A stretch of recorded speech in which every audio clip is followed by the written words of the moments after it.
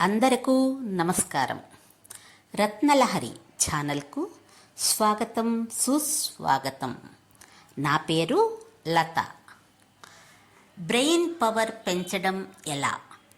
నేను నా మెదడును పదునుగా, తెలివిగా మరియు మెరుపు వేగంగా ఎలా మార్చగలను?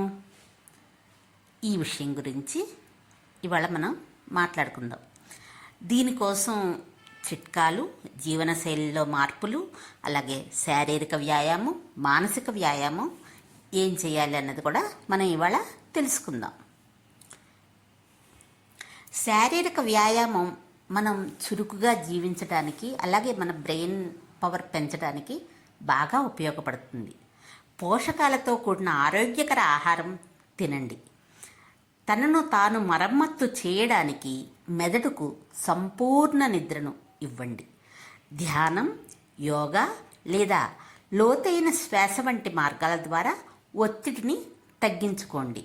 అంటే మన ఒత్తిడిని తగ్గించుకోవాలంటే ధ్యానం, యోగా ఇలాంటివి బాగా ఉపయోగపడతాయి.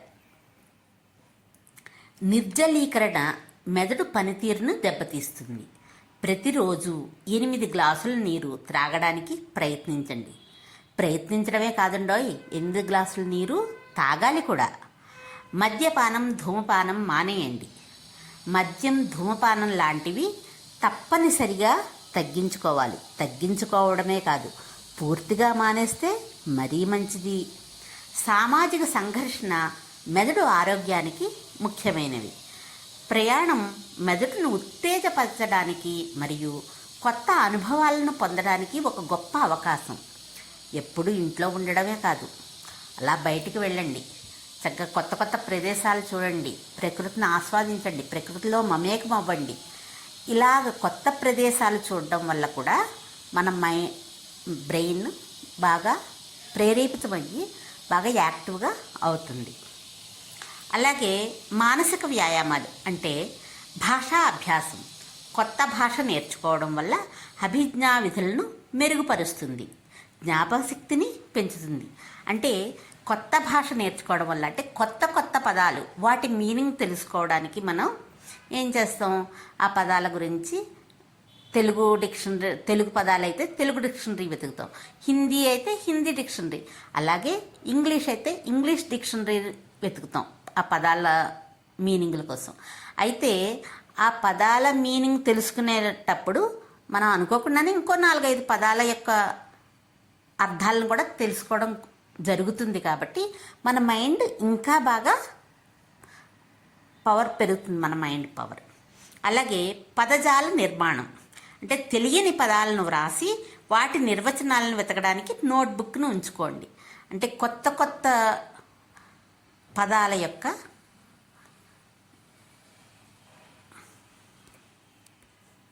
ఎబ్రివేషన్స్, కొత్త కొత్త పదాల యొక్క ఎబ్రివేషన్స్ తెలుసుకోవడం కోసం చక్కగా అవన్నీ మనకు తెలియనివన్నీ, ఓసిడి అంటే ఏమిటి, అలాగే ఇంకా ఇలా కొత్త కొత్తవన్నీ ఉంటాయి కదా, బిహెచ్ఈఎల్ అంటే ఏమిటి, ఇలాంటివి చిన్న చిన్నవే.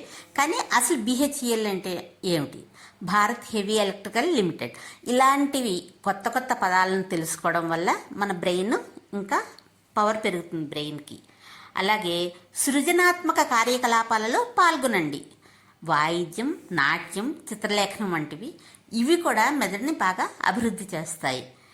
అలాగే కొత్త విషయాలను నేర్చుకోండి. కొత్త భాషలు నేర్చుకోవడం, కొత్త పనులు చేయడం లాంటివి, ఇటువంటివి కూడా మెదడు పవర్ పెరగడానికి కారణమవుతాయి. అలాగే ఆలోచనాపరమైన ట్రిక్స్ నేర్చుకోండి. జ్ఞాపక శక్తి ఉపాయాలు, విషయ సంక్షేపీకరణ, షేడింగ్ వంటివి మెరుగైన మానసిక నైపుణ్యాలకు దారితీస్తాయి. జ్ఞాపక శక్తి వ్యాయామాలు ఒక జాబితాను గుర్తుంచుకోవడం లేదా కొన్ని సంఖ్యలను వెనుకకు పదునైన క్రమంలో చెప్పడం వంటివి. అంటే ఉదాహరణకు 1, 2, 3, 4, 5, 6, 7, 8, 9, 10 ఇలాగే కాకుండా వెనక నుంచి అంటే 10, 9, 8, 7, 6, 5, 4, 3, 2, 1 ఇలా చెప్పడం వల్ల కూడా మన బ్రెయిన్ యొక్క పవర్ పెరుగుతుంది. అలాగే ఆలోచన నైపుణ్యాలు అంటే సులభమైన గణిత సమస్యలను గుర్తు తెచ్చుకోవడం లేదా రంగుల కోడలను విశ్లేషించడం వంటివి. అంటే సపోజ్ గణిత సమస్యలు అనుకోండి, a+b² = a² + 2ab + b². ఇలా తెలుసు కదా. అలాంటివే ఇంకా బోల్డెన్ సొల్యూషన్స్ ఉంటాయి గణితంలో. అవన్నీ మనం నేర్చుకోవడమే కాకుండా వాటిని జ్ఞాపకం చేసుకుంటూ వస్తే మనం అలా మైండ్లో ఉంచుకోవడం వల్ల కూడా మన బ్రెయిన్ పవర్ పెరుగుతుంది. అలాగే రంగుల కోడలు విశ్లేషించడం అంటే ఇప్పుడు తెలుపు రంగు ఉంది, అది శాంతికి సంకేతం అంటారు. అలాగే ఎరుపు రంగు ఉంది, అది విప్లవానికి సంకేతం అంటారు. అలాగే ఆకుపచ్చ, అది పాడి పంటలకు సంకేతం అంటారు. ఇలాగ రంగులు, ఏ రంగుల వల్ల వచ్చే ఉపయోగం ఏమిటి అన్నవి కూడా మనం విశ్లేషించడం మొదలెడితే అలా బ్రెయిన్ బాగా పనిచేస్తుంది, బాగా పవర్ఫుల్ అవుతుంది అన్నమాట. అలాగే క్రాస్ వర్డ్ పజిల్స్, విస్తృత శబ్దజాలం గుర్తుంచుకోవడం, శబ్ద సంకేతాలను సమర్థవంతంగా అర్థం చేసుకోవడం అవసరం. అలాగే జిగ్సా పజిల్స్, ప్రదేశాల గుర్తింపు, స్థానిక సన్నివేశాలను గుర్తించడంతో పాటు ప్రాదేశిక సంబంధాలను గుర్తించడం అవసరం. అలాగే నవలలు చదవడం, ఇప్పుడు నవలలు చదవడం అంటే చదివే సూరుకోవడం కాదు. నవలలు చదివినప్పుడు పాత్రల నిర్మాణం, దానిలో పాత్రలను ఏ రకంగా చెప్పాడు రచయిత, అలాగే దానిలో ఉన్న కథ ఏమిటి, ఆ కథనం ఏమిటి, నెక్స్ట్ వాళ్ళ మధ్యలో ఉన్న ఫీలింగ్స్ ఏమిటి, వాళ్ళ భావనలు ఏమిటి, అవి అర్థం చేసుకోవడం. అంటే అలా అర్థం చేసుకుంటూ చదవడం వల్ల కూడా మన మైండ్ పవర్ పెరుగుతుంది అన్నమాట. అలాగే ఆటలు ఆడడం, చదరంగం, క్రాస్ వర్డ్స్ లేదా కార్డ్ గేమ్స్ వంటి ఆటలు స్ట్రాటజీ నైపుణ్యాలను మెరుగుపరుస్తాయి. అంతేకాదు మనం సాధారణంగా అందరూ ఆడే అష్టాచెమ్మ, నెక్స్ట్ ఈ చైనీస్ చెక్కర్, ఇటువంటివి కూడా మన మైండ్ పవర్ని పెంచడానికి బాగా ఉపయోగపడతాయి. కవితలు చదవడం, వ్రాయడం, భావ ప్రాధాన్యతలు అర్థం చేసుకోవడం. అంటే ఒక కవితని చదివేటప్పుడు ఆ కవితలో ఉన్న మీనింగ్ ఏమిటి, రచయిత ఏం చెప్పదలుచుకున్నాడు, కవి మనకి ఏం చెప్పదలుచుకున్నాడు, ఆయన ఏ భావంతో దాన్ని చెప్పాడు అన్నది కూడా మనం అర్థం చేసుకోవడమే కాకుండా విశ్లేషణ చేసుకుంటాం. దానిలో ఉన్న భావ ప్రాధాన్యత ఏమిటన్నది గుర్తించడం. అలాగే మనం కూడా ఏదో రెండు మూడు మొక్కల కవితని మనం కూడా రాయడానికి ట్రై చేయడం, రాయగలగడం చేస్తే మన మైండ్ పవర్ ఇంకా బాగా పెరుగుతుంది. ఆ పదజాలాన్ని కూడా మనకి పదజాలం ఉపయోగించడం వల్ల మనకి ఆ సామర్థ్యం కూడా పెరుగుతుంది. అలాగే చలనచిత్రాలు చూడడం, సినిమాలు చూసేయడమే కాదు, సినిమాని అర్థం చేసుకోవాలంటే దానిలో కథ ఎలా ఉంది, కథనాన్ని ఎలా డైరెక్టర్ ఎలా కథనాన్ని తీసుకెళ్ళాడు, దానిలో హీరో పాత్ర యొక్క ఔన్నత్యం ఏమిటి, ఆ ఉదాత్తత ఏమిటి, హీరోయిన్ పాత్ర యొక్క ప్రాధాన్యత ఏమిటి, ఇలాంటివన్నీ తెలుసుకోవడం వల్ల కూడా మనకి, ఇలాంటివన్నీ ఆలోచించడం వల్ల కూడా మన బ్రెయిన్ పవర్ పెరుగుతుంది. అలాగే డ్రాయింగ్, చిత్రలేఖనం, ఆకార భౌతిక సామర్థ్యాలు, రంగుల కలయికలను గ్రహించడం అవసరం. అంటే ఒక డ్రాయింగ్ ఉందనుకోండి, ఒక బొమ్మ ఉంది, ఒక చిత్రకారుడు ఒక బొమ్మ వేశాడు, ఆ బొమ్మని చూసినప్పుడు ఆ బొమ్మని ఎంత చక్కగా వేశాడు, ఎంత కరెక్ట్గా వేశాడు, అవి ఉండాల్సిన ప్లేస్లో అన్నీ కరెక్ట్గా ఉన్నాయా, అలాగే రంగులు ఎక్కడెక్కడ ఏ రంగు వేశాడు, అంటే సపోజ్ జుట్టు ఉన్న చోట నలుపు రంగు వేశాడా, పెదాలున్న చోట ఎరుపు రంగు వేశాడా, ఈ రంగుల కలయికలు ఎలా ఉన్నాయి అన్నది తెలుసుకోవడం, వాటి గురించి ఆలోచించడం వల్ల కూడా మన బ్రెయిన్ పవర్ పెరుగుతుంది. అలాగే సినిమాలు చూసినప్పుడు వాటిని అర్థం చేసుకోవడం, సందర్భాలకు అనుగుణంగా ప్రతిస్పందించడం కూడా అవసరమే. సినిమా చూస్తున్నప్పుడు దాంట్లో ఫైటింగ్ వచ్చిందనుకోండి, అనుకోకుండా మనం కూడా హీరోలు అయిపోతూ ఉంటాం, మనం కూడా అయిపోయి విలన్స్ని మనమే కొడుతున్నామేమో అన్నట్టుగా ఫీల్ అవుతాం కదా. అలాంటివి వల్ల కూడా మన మైండ్ బాగా పనిచేస్తుంది.